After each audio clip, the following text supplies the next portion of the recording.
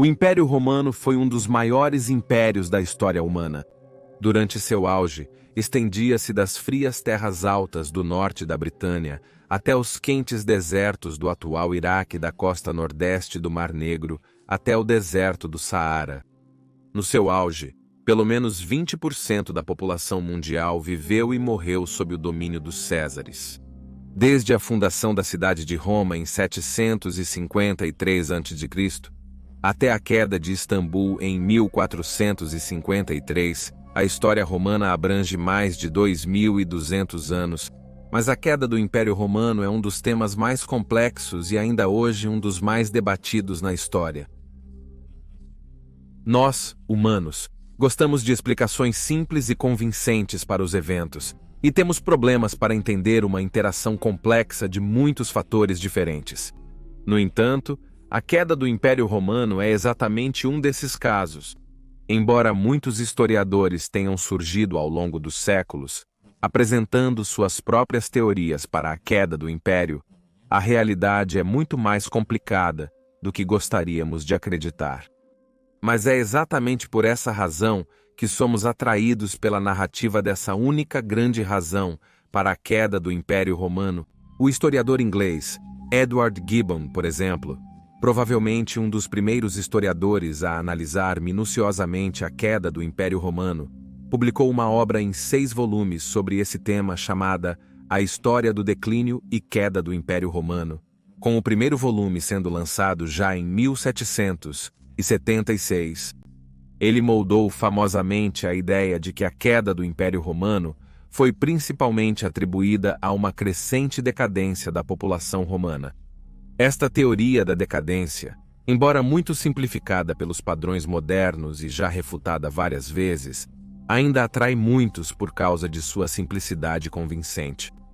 Veremos, no entanto, durante o curso deste vídeo, que infelizmente não podemos atribuir o fim de um dos maiores impérios da história humana a apenas um único fator. Vamos começar então com a razão menos importante como número 10, e avançar para as mais importantes, até que o número 1 seja a razão mais importante para a queda do Império Romano. Por favor, tenha em mente, no entanto, que isso é baseado em opiniões que formei ao longo dos anos lendo muitos livros sobre o assunto, e, portanto, no final, é apenas a minha própria opinião. Além disso, de maneira alguma esta é uma lista completa, e certamente você encontraria muitas outras razões que desempenharam um papel na queda do Império. 10. A erosão da posição de imperador. Sabemos que o primeiro imperador foi Octaviano da dinastia Juliana, que era sobrinho do grande Júlio César. Para as gerações futuras, o título de imperador ainda conteria a palavra Augustus, sinônimo desse alto cargo. Mas já no primeiro século surgiram problemas.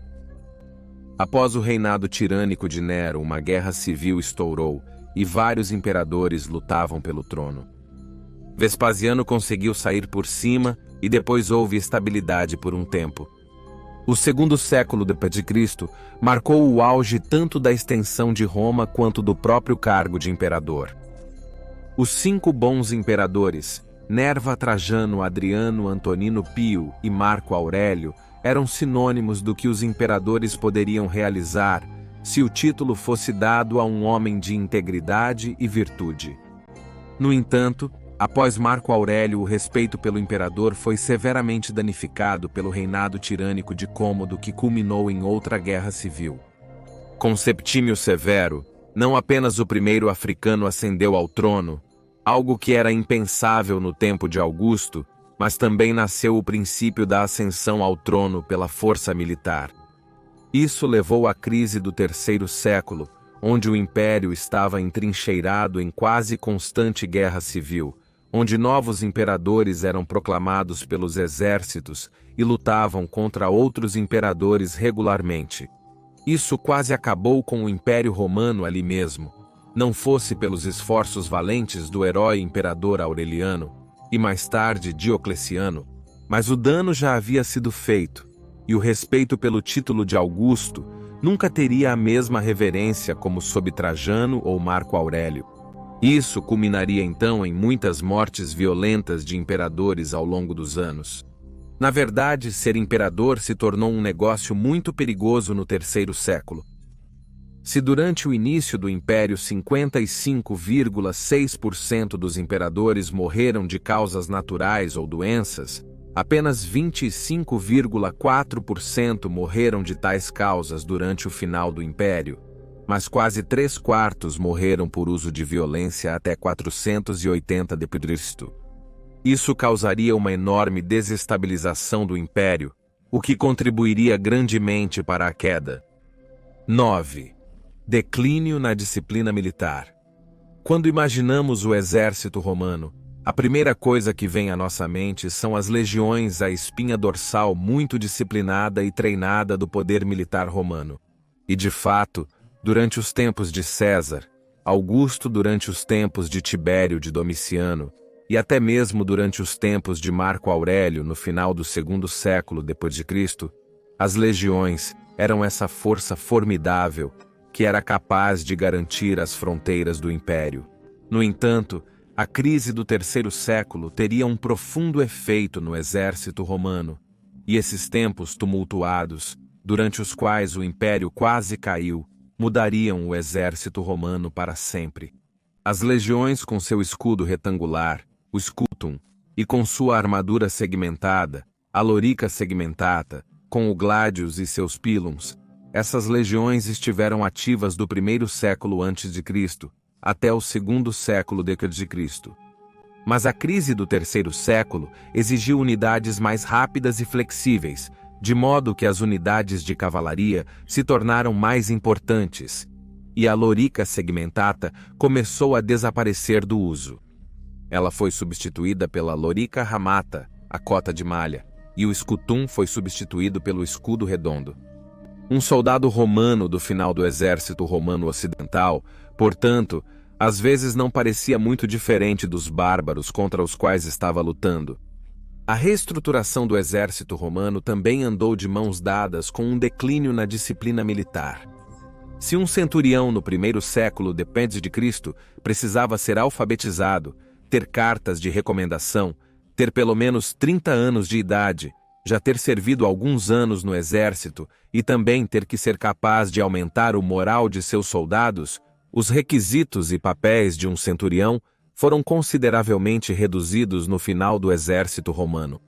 Isso, por sua vez, levou a um declínio na disciplina dentro das legiões, o que foi bastante prejudicial para a eficácia militar do Império. 8. Cristianismo e a erosão dos antigos valores marciais. É errado atribuir a queda do Império Romano apenas ao cristianismo, pois muitos imperadores posteriores do Império Romano Oriental, como Justiniano, foram extremamente bem-sucedidos. No entanto, a ascensão do cristianismo certamente desempenhou um papel crucial na queda do Império. Com a vitória de Constantino na Batalha da Ponte Milvio, em 312 d.C., um imperador subiu ao poder que, pela primeira vez, favoreceria essa nova religião. O monoteísmo já estava em ascensão há 2 séculos, e especialmente durante os tempos caóticos do terceiro século, muitos dos imperadores soldados adoravam Mitras, ou Sol Invictus. Constantino continuou essa tendência, mas ele escolheu o cristianismo, uma religião que era contraditória a muitos dos valores fundamentais de Roma e antigos sistemas de crenças marcianas. Enquanto a adoção do cristianismo no Oriente aconteceu rapidamente, o Ocidente foi muito mais relutante em adotar essa nova religião. Na verdade, sob o imperador usurpador Eugênio, os templos dos antigos deuses foram abertos pela última vez em Roma, e os antigos ritos pagãos foram praticados até o ano de 394 d.C. Com a vitória de Teodósio na Batalha do Rio Frígido em 394, o fim dos antigos ritos pagãos estava praticamente confirmado.